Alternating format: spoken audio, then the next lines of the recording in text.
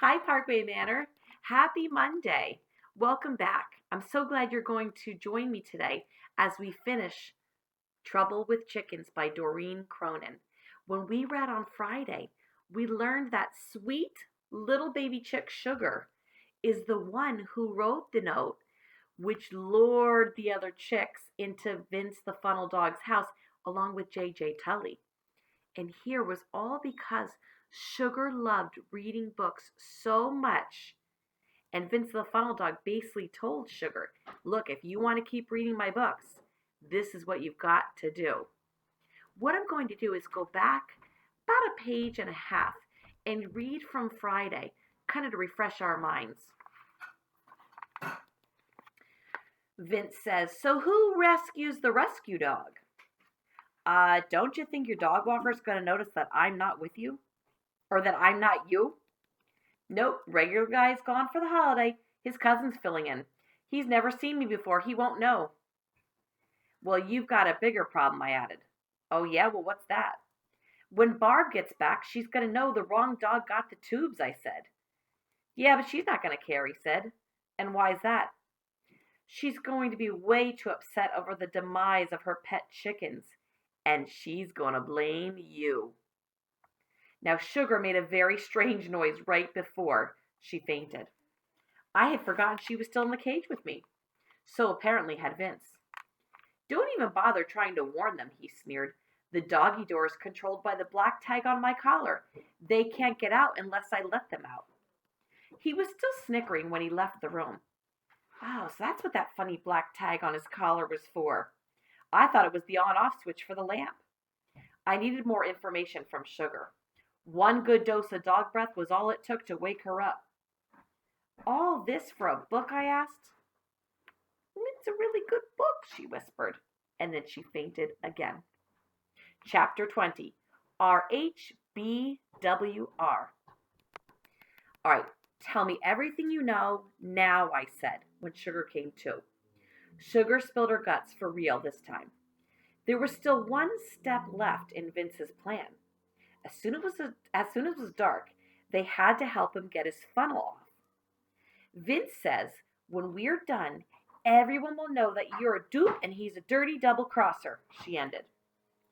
Do you have any idea what that means, Sugar? I asked, exasperated. None whatsoever, she said. It means Vince is a liar and you are in serious trouble. It was Dirt. Where have you been, I asked. Under the couch, Dirt answered. Doing what, I asked her. RHBW ring, she said. Stop mumbling, I said. Dirt rolled her eyes. Oh, yeah, I got it, I said. Mush's voice arrived in the kitchen before she did. I'm not leaving here without Sugar, so let her go, JJ. She can't help you, she said. She stopped dead in her tracks. Dirt, where have you been? Under the couch, she said. Doing what? Demanded her mother.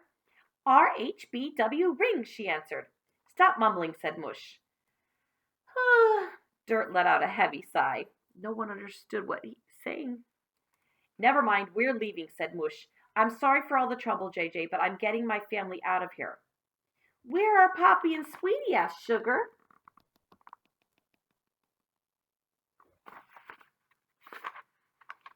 She sounded worried.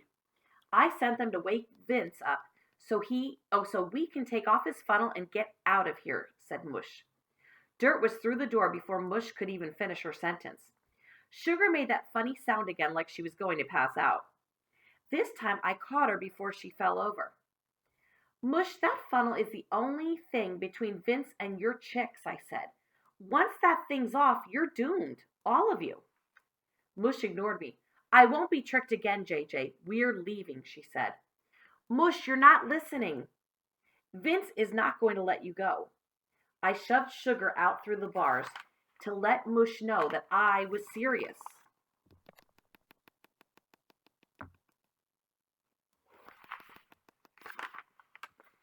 Dirt was back in a flash with Poppy and Sweetie behind her. Mom, the doggy door's locked. We can't get out. Mush looked scared. I can take him, she squawked. No, you can't, I said. Dirt took a good look around the kitchen. The note on the fridge, the lock on the cage, the recycle bin full of bottles. "I've a plan," she said. Then she grabbed a pencil and paper and drew her own diagram. Chapter 21, Rescue. The sun had set and the kitchen was dark. The fireworks had begun. They shed just enough light for us to make out our own shadows. Unlocking the bolt was easy for Mush. All it took was some jerky movements of her head with her beak in the loop of the bolt. I have to admit, she's pretty handy with the sharp beak of hers.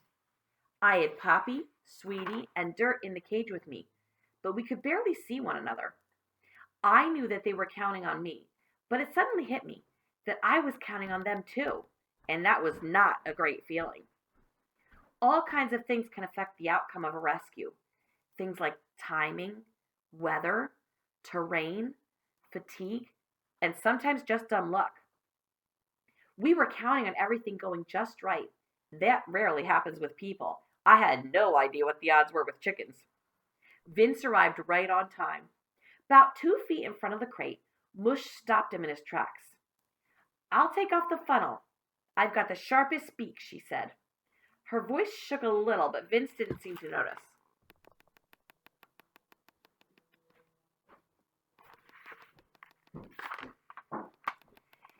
"Fine by me," said Vince. Mush had to act fast now. If she hesitated, we were lost. I had a new appreciation for the pajama guy in the snowy cave, the lost skier in the Alps, and the victims who were waiting under piles of debris that I rescued. My heartbeat always pounded with excitement as the rescue got closer. Theirs was always pounding with fear. It was not the same feeling. I liked the rescue heartbeat much better. "Oh, this is harder than it looks," said Mush, buying herself some time as she worked furiously on Vince's collar instead of his funnel.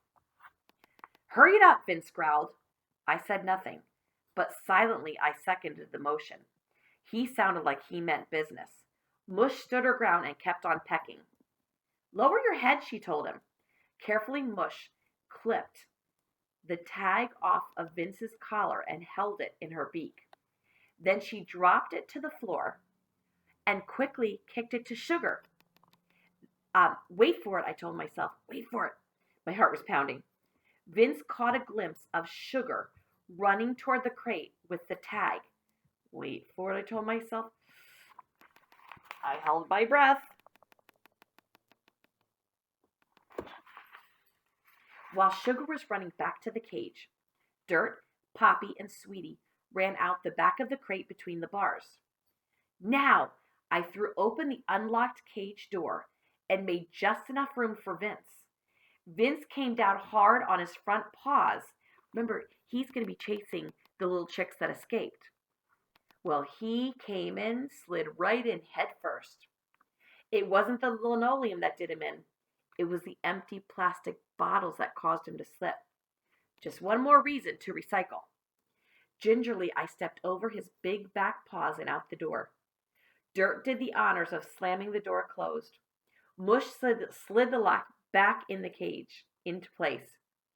Yes, Vince was inside the cage. I was outside the cage, just the way I liked it. "Great plan," I said to Dirt. "Great teacher," she replied.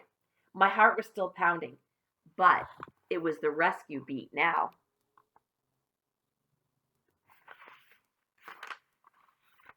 Chapter 22. There was still something I didn't understand. I turned to Vince. "Why did you chase me away from here the first time? What about that wrestling match with the doggy door?" "Big search and rescue hero," he snarled. "Dogs like you are easy to read. If you didn't think the chicks were in danger, there wouldn't be any rescue, would there?" He had a point there. Poppy and Sweetie were next. "And you've been watching television for 2 days. "We came for the TV, and we stayed for the book," said Sweetie. Couldn't argue with that one either.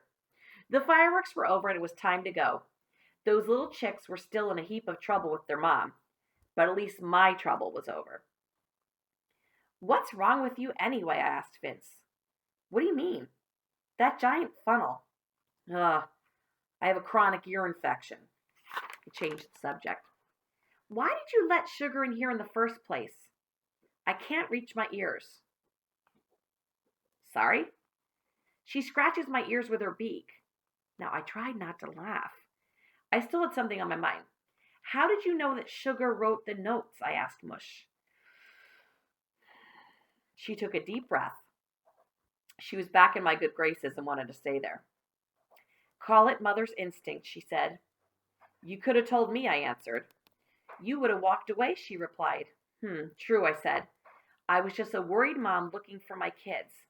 I did what I had to do.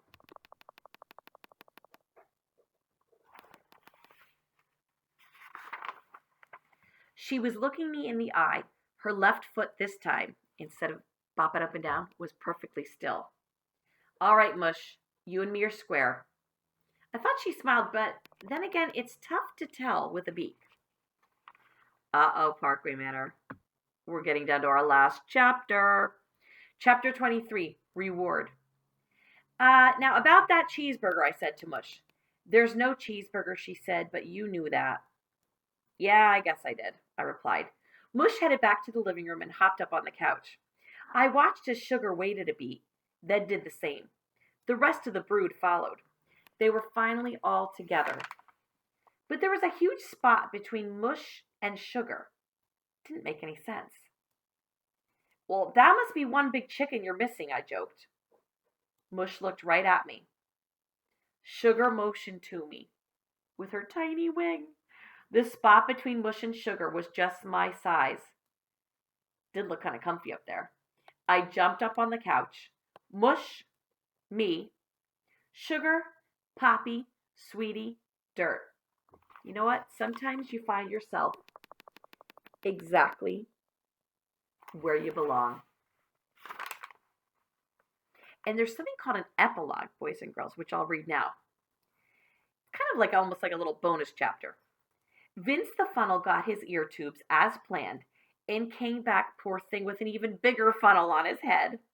Occasionally we hear a crash coming from the house, and we knew he still was getting adjusted to the bigger cone. You know, I had to give Vince credit, though. He knew exactly how to push my buttons. Smart guy. Oh, I can't stand him, but he's a smart guy. Sugar is teaching the rest of the family to read. We helped ourselves to a few books before we left the house that night.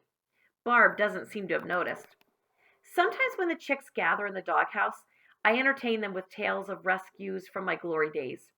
It was Dirt who asked me why my rescue days were over. She always catches me off guard, that one.